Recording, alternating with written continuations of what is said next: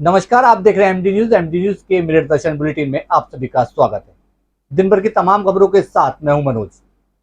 जैसा कि आप सभी जानते हैं, आपका प्यार, आपका विश्वास हमारे साथ जिस तरह से बना हुआ है, हम प्रतिदिन आपको मेरठ के साथ साथ आसपास के क्षेत्रों में क्या घटना घटित हो रही है, उन खबरों के साथ साथ धार्मिक खबरों की ओर भी ले चलते हैं और आपको हम दिखाना चाहते हैं कि आखिर में सच्चाई क्या होती है। सभी खबरों के साथ हम रोजाना आपके साथ रहते हैं और आपको मेरठ के हालचाल दिखाते हैं, मेरठ के दर्शन कराते हैं। तो आज भी मैं आपको सभी खबरें दिखाऊंगा, विस्तार से भी बताऊंगा, लेकिन सबसे पहले नजर डालते हैं आज की सुर्खियों पर, जिसके प्रायोजक हैं Zoom digital movie world. Meerut Darshan समाचारों के इस भाग के प्रायोजक हैं खेमचंद पहलवान, पूर्व सदस्य उत्तर प्रदेश कांग्रेस कमेटी व अध्यक्ष गांधी मार्ग व्यापार संघ मेरठ। मेरठ में 16 साल से सेवा कर रहे लड्डू गोपाल के चोरी होने से क्षेत्रवासियों में काफी आक्रोश। क्षेत्रवासियों ने लगाए यूपी पुलिस मुर्दाबाद के नारे। 12वीं की छात्रा के साथ तमंचे के बल पर दुष्कर्म करने का मामला है सामने। पिता को अस्पताल में खाना देने जा रही छात्र को खेत में खींचकर तमंचे के बल पर किया गया दुष्कर्म। शिकायत करने एसएसपी कार्यालय पहुंची युवती। मां से करता है पड़ोसी छेड़छाड़ तो शिकायत लेकर युवक पहुंचा एसएसपी ऑफिस। पड़ोस के युवक पर लगाए छेड़छाड़ व कमेंट्स करने के आरोप। छेड़छाड़ व कमेंट्सबाजी से तंग आकर युवक की मां ने पुलिस से कितनी ही बार की है शिकायत, मगर नहीं हुई कोई भी कार्रवाई। योगेश भदौड़ा के नाम से बदमाशों ने युवक को दी जान से मारने की धमकी। युवक पहुंचा एसएसपी कार्यालय, बताया जान का खतरा, मांगी सुरक्षा। अब खबरें विस्तार से। जैसा कि मैंने आपको बताया कि मैं मेरठ के समस्त क्षेत्रों के विषय में आपको जानकारी देता हूं, आज क्या घटना घटित हुई, क्या मामला था। तो आपको आज की मैं एक ऐसी खबर बताना चलता हूं जिस खबर को सुनने के बाद आपको भी शॉर्ट्स लगेगा कि एकदम कि आखिर इस तरह से भी घटना घटित हो रही है। जी हाँ, चोरियां घर के अंदर होती हैं, मंदिरों के अंदर होती हैं, हर जगह चोरियों की जो घटना है वो बढ़ती जा रही है, कम नहीं हो रही है। अब इसे बेरोजगारी बता लो या कोई और मुद्दा कह लो, लेकिन चोरियों की घटनाएं जो दिन पर दिन हो रही हैं। और आज की ये चोरी है वो ऐसी नहीं, वो चोरी कुछ अलग तरीके की है। जी हाँ, लड्डू गोपाल, आपने देखा होगा कि हम अपने घर में लड्डू गोपाल रखते हैं, उनकी सेवा करते हैं प्रतिदिन। ऐसे लड्डू गोपाल एक मंदिर बना हुआ है और उसके अंदर लगभग 16 वर्षों से लड्डू गोपाल की क्षेत्रवासी सेवा करते आ रहे हैं। लेकिन बीती रात चोरों ने लड्डू गोपाल पर ही हाथ साफ कर दिया। लड्डू गोपाल की जो पालकी थी वो तो वहीं की वहीं रखी थी, लेकिन लड्डू गोपाल उसके अंदर से गायब थे। क्षेत्रवासियों ने जब सुबह मंदिर में पहुंचकर ये नजारा देखा तो वो एकदम शॉक्स हो गए और उन्हें काफी रोष, गुस्सा आया और उन्होंने पुलिस में कंप्लेंट की। पुलिस मौके पहुंची। पुलिस ने पहुंचने के बाद सारी छानबीन शुरू कर दी। यहाँ तक कि सीसीटीवी के जो कैमरे लगे हुए थे उन कैमरों को भी खंगालना शुरू कर दिया, लेकिन अभी तक लड्डू गोपाल का कोई पता नहीं लगा था। पुलिस से क्षेत्रवासी बार बार पूछ रहे थे तो पुलिस कहती रही थी कि दो दिन बाद आ जाएंगे, 2 मिनट बाद आ जाएंगे, मतलब पुलिस संतुष्ट जवाब नहीं दे पा रही थी। क्षेत्रवासियों को काफी रोष और काफी गुस्सा है तो क्षेत्रवासियों ने यूपी पुलिस मुर्दाबाद के ही नारे लगा डाले। आप ये नजर देखिए, इस खबर पर एक नजर डालिए और देखिए किस तरह से मंदिर के अंदर से लड्डू गोपाल ही चोरी हो गए। अब भगवान के घर चोरी तो होने लगी है, अब भगवान को भी चोर चोरी करके ले जा रहे हैं। ये कलयुग बहुत ही, कहते हैं ना, बहुत ही ज्यादा बड़ा कलयुग आ चुका है। तो हमें इस चीज पर विशेष ध्यान देना है कि कम से कम धर्म को, आस्था को ठेस ना पहुंचे। फिलहाल पुलिस मामले की जांच में लगी हुई है, देखते हैं कब तक मामला खुलता है।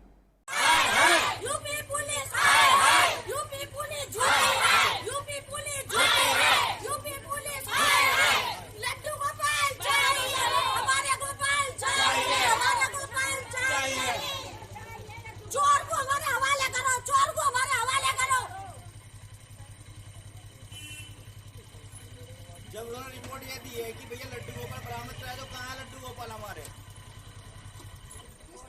लड्डू गोपाल को बरामद करोगे, चोर बरामद करा गया। अगर चोर को थाने जेल भेजा तो पहले हमारे पास तो लेके आते। हाँ वही चल रहे हैं, चल रहे हैं, हम तो सब चलेंगे।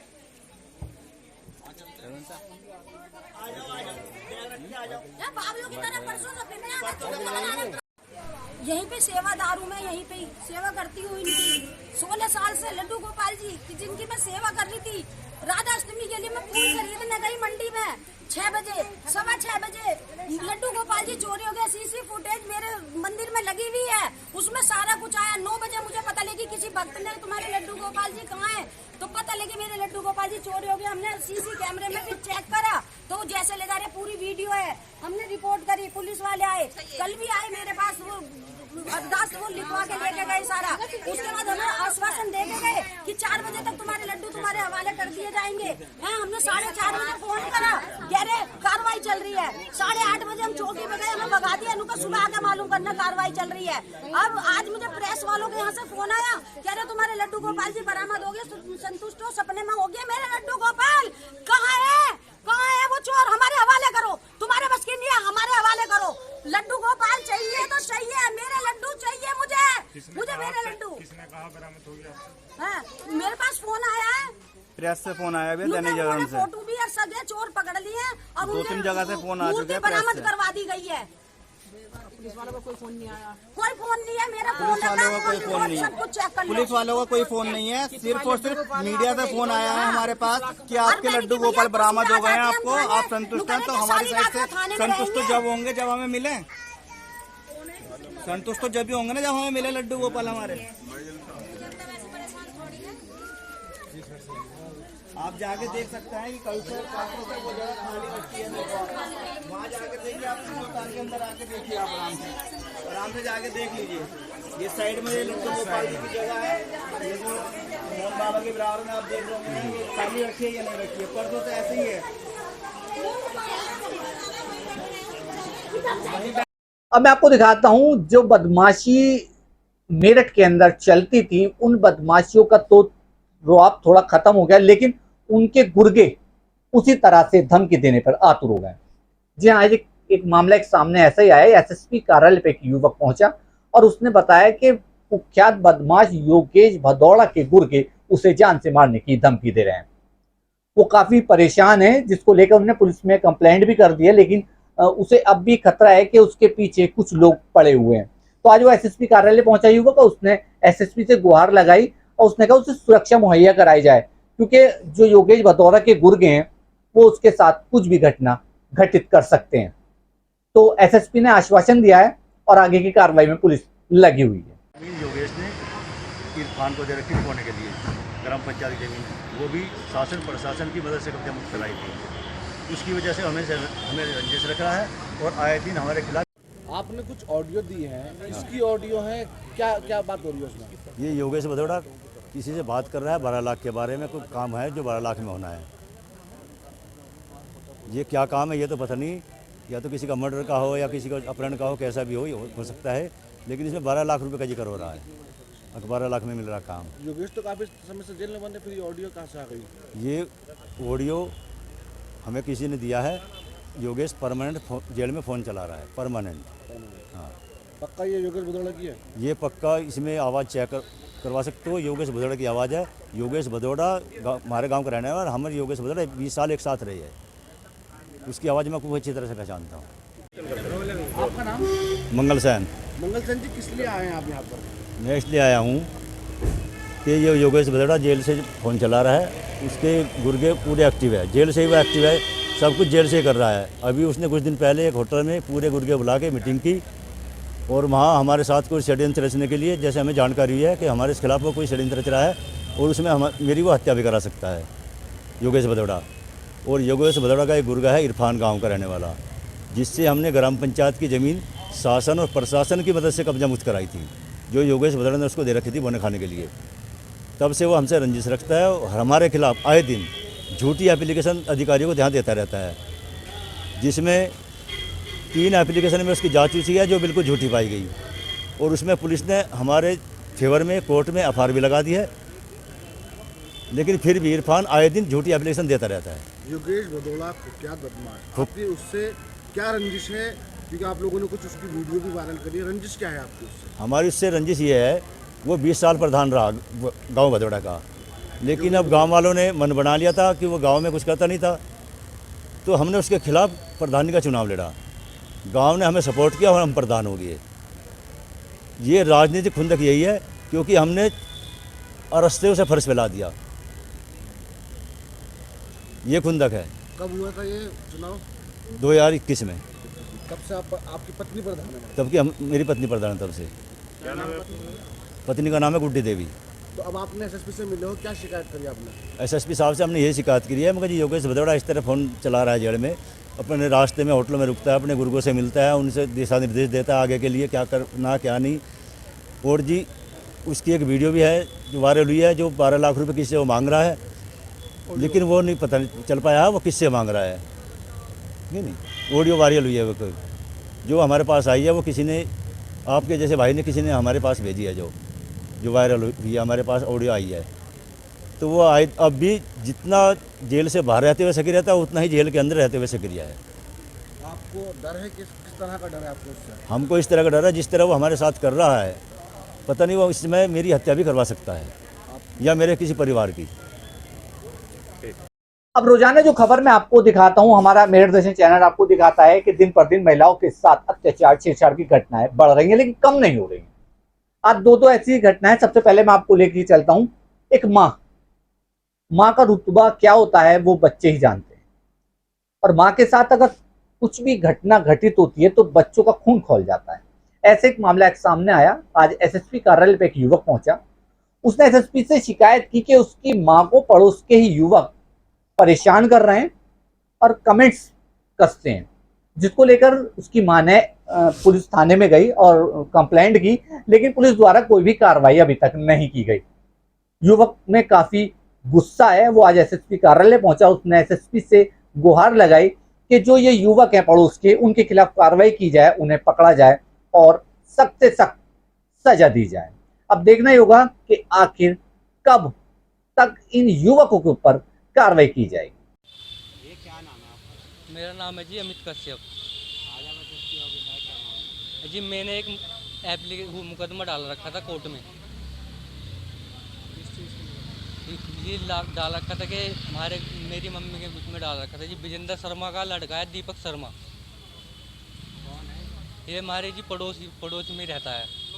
जैसे हमारी मम्मी घर से निकलते तो मम्मी को देखकर अश्लील हरकत करता है, पेशाब करता है, गंदी नज़र रखता है। इस चीज़ की मैंने एसएसपी साहब के पास 10 तारीख 8वां महीना सन 2023 को एप्लीकेशन दी थी। एप्लीकेशन देने के बाद मैं फिर घर पे जा रहे थे। हम घर पे जाते दफ़े ड्रम सिटी के सामने इन्हीं सभी लोगों ने हमें घेरने के बाद ये कहा कि तुम्हें आज शिकायत करने सिखा देंगे कि तुम हमारे लड़के पर झूठा इल्ज़ाम लगाती हो। उस चीज़ की हमने एसएसपी साहब के पास दूसरी कंप्लेंट की। कंप्लेंट करने के बाद फिर हम अपना घर पे चले गए। घर पे जाने के बाद इन्होंने 11 तारीख 9वां महीना सन 2023 को हमारे खिलाफ लड़की का आरोप लगा दिया कि हमारी लड़की छेड़ी गई है। कोई पुरानी रंजिश थी क्या आपकी? है जी। कोई पुरानी दुश्मनी की? नहीं जी, दुश्मनी तो कुछ नहीं है। वो है पता नहीं जी क्या दुश्मनी क्या नहीं है, तो अभी कह नहीं सकते। थाने गए थे आप अपने? थाने गए थे जी, वहाँ सरदन थाने गए थे, वहाँ हमारी कोई सुनवाई नहीं हुई। थाने वालों ने क्या कहा? थाने वालों ने कही कोई हमारी जी सुनवाई होती नहीं साहब। मेरी सुनवाई वहाँ पर भी कुछ नहीं हुई। इसी मारो मैं एसएसपी साहब के पास आया, यहाँ पे आया कि मुझे पता था यहाँ पर सुनवाई होगी, इसलिए मैं यहाँ पर आया। मेरी वहाँ जाता हूँ, मुझे डरा धमका कर मुझे भगा देते थे। मेरी कोई सुनवाई नहीं होती थी वहाँ पर। थाने वाले कुछ नहीं। अब वो तो जी मैंने मुकदमा डाल रखा था। मुकदमा डालने के बाद मुझे कल बुलाया गया थाने। कल 24 तारीख में मैं थाने गया था। उन्होंने मुझे दरोगा जी ने मेरे से ये कहा, या तो इस मुकदमे को वापस कर। मेरे साथ पहले तो मारपीट करी गई, गाली गलौज करी गई, और मेरे से 5000 रुपये लिए। पहले 5000 रुपये लेने के बाद मेरे से ये कहा, या तो इस मुकदमे को वापस कर, नहीं तो अन्यथा मैं तुझे लड़की के आरोप में जेल भेज दूँगा। झूठा रेप केस लगा के जेल भेज दूँगा, 376 लगा के। मेरे से 5000 रुपये लिए गए हैं, और मुझे धमकी दी गई है। सर मेरी ये लास्ट एप्लीकेशन है, पता नहीं जी मेरे साथ अब ये दरोगा साहब क्या कर रहे हैं, क्या नहीं कर सकते। तो आपसे 5000 रुपये मेरे से लिए जी राहुल दरोगा जी ने। कौन से थाने का मामला? वे जी सरदना थाने का। आज आप अधिकारी से मिले, अधिकारी ने क्या आश्वासन? जी मैं अभी मिला नहीं, अब जाऊँगा एप्लीकेशन लेकर आया हूँ इनके पास, दूंगा इनको एप्लीकेशन अब। वही दूसरी ओर आपको मैं लेके चलता हूं। एक युवती के साथ दुष्कर्म का मामला सामने आया। युवती अपने पिताजी को हॉस्पिटल के अंदर खाना देने गई थी, तो बीच रास्ते में ही कुछ युवकों ने खेत में खींचकर तमंचे के बल पर युवती के साथ दुष्कर्म किया। आज युवती एसएसपी कार्यालय पहुंची अपने भाई के साथ, अपने पिता के साथ, और उसने गुहार लगाई। ये मामला कोई आज का नहीं है। कहाँ गई वो इंसानियत? हम बड़े बड़े दावे तो करते हैं कि बेटी बचाओ बेटी पढ़ाओ, लेकिन बेटियों की हिफाजत ही नहीं कर पाते हैं। कुछ दरिंदे आज भी इस समाज में इस तरह से घूम रहे हैं कि बेटी कहीं भी सुरक्षित नहीं दिख रही। पंख तो दिए जाते हैं बेटियों को, लेकिन सुरक्षा प्रदान नहीं की जा रही। थानों के अंदर डेस्क बना दी गई है, महिला हेल्प डेस्क, लेकिन उस डेस्क का क्या फायदा जब इस तरह की घटनाएं रोज घटित हो रही। युवती का भाई भी पहुंचा, उसने भी रो रो के यही गुहार लगाई कि इस तरह से जो घटित घटनाएं हो रही हैं, इन पर कब रोक लगेगी। मैं भी मेरठ दर्शन चैनल के माध्यम से आप सभी से यही पूछना चाहता हूं, आखिर ये घटनाएं कब तक चलेंगी? हम कहते हैं कि लड़का लड़की एक समान है, उन्हें आगे बढ़ाते हैं, लड़कियों को आगे बढ़ा रहे हैं, जॉब पे जा रहे हैं, लड़की सब काम कर रहे हैं, लेकिन एक अंदर से डर भी रहता है। ये डर आखिर कब खत्म होगा? पुलिस का जो प्रयास चल रहा है, मैं मानता हूं अच्छा प्रयास है, लेकिन पुलिस चप्पे चप्पे पे इस तरह तो नहीं बैठ सकती कि आपके घर के बाहर बैठ जाएगी, या हर जगह पुलिस आपके पीछे एक चौकीदार बन के चलेगी। नहीं, ये हमें खुद सोचना पड़ेगा और हमें इन चीजों पर विशेष ध्यान रखना पड़ेगा। मैं उन युवकों से भी एक विनती करना चाहता हूं कि आप इस तरह की जो घटनाएं कर रहे हैं, अब एक तरफ अपने घर में भी झांक के देखिए, आपकी माँ है, आपकी बहन है, कोई आपके साथ, आपकी माँ बहनों के साथ ऐसा करेगा तो आपको कैसा लगेगा? तो मैं यही कहना चाहता हूं कि इंसान बने, इंसानियत जिंदा रखें, ये दरिंदगी ना करें। बहुत शर्मिंदा होते हैं ऐसी खबर को देते हुए हम, लेकिन मजबूर हैं कि हमें अपने समाज के कुछ जो गलत लोग हैं उनकी जो ये मानसिकता है उसको दर्शाना भी जरूरी है। तो हम इन खबरों की तरफ आपको इसी तरह से ले जाते हैं, सोचते हैं, प्रयास करते हैं कि इस तरह की खबरों को हम ना दिखाएं आपको, लेकिन क्या करें, जब तक हम जागरूक नहीं करेंगे आपको, तो ये दरिंदे कैसे शांत बैठेंगे। तो मैं चाहता हूं कि ऐसे दरिंदों के ऊपर सख्त से सख्त कार्रवाई होनी चाहिए और इन्हें सजा के साथ साथ कुछ ऐसा भी करना चाहिए, ऐसा कानून भी बनना चाहिए जिससे ये 100 बार सोचें, इनके दिल में एक डर रहे, क्योंकि अभी तक डर नहीं है। पुलिस पकड़ती है, बंद करती है, लेकिन कुछ चंद दिनों बाद ही जमानत से फिर बाहर आते हैं और फिर वो और ज्यादा उग्र हो जाते हैं। कहते हैं ना, युवती भी निकलती है तो कहती क्या करा आप, अब बताऊंगा। तो वो जो अब बताऊंगा वाला जो सीन होता है, उस सीन को हमें ही रोकना है। अगर आपके साथ, आपके सामने कोई युवक ऐसा दिखे जो लड़की के साथ बदतमीजी कर रहा, वो लड़की आपकी जानकार है या नहीं, ये ना सोचें, तुरंत उस युवक के ऊपर आप ही कार्रवाई शुरू कर दें। अगर एक बार आप करेंगे तो युवतियों के भी हौसले बुलंद होंगे। तो जुड़े रहें हमारे साथ, देखते हैं मेरठ दर्शन।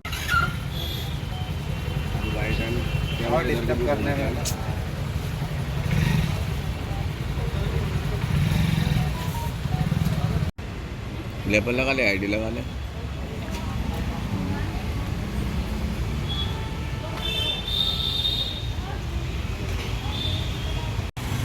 हमने अभी 1 मिनट माइक लगाया। मेरा नाम पारुल है।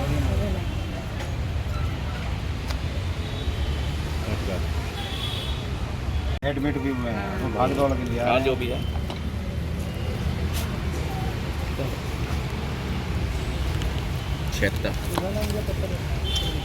टाइम कैमरा इधर को भी घूम गया ना।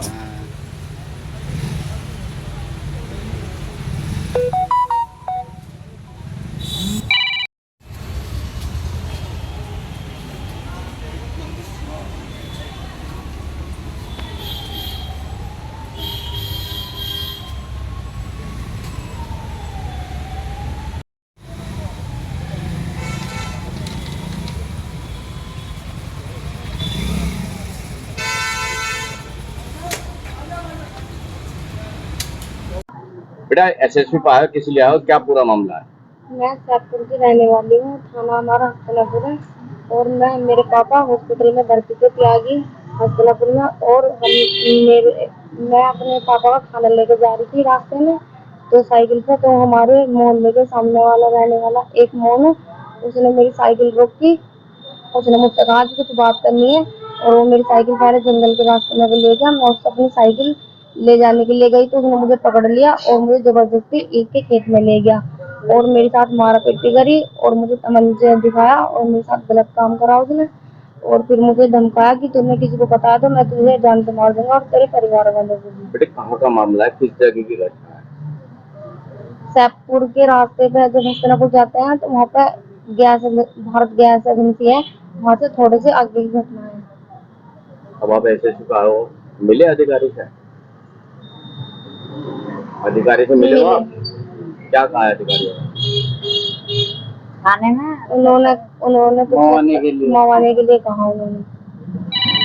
ये पहली बारी इसने ये पहले से ही नहीं, पहली बार घटना करी।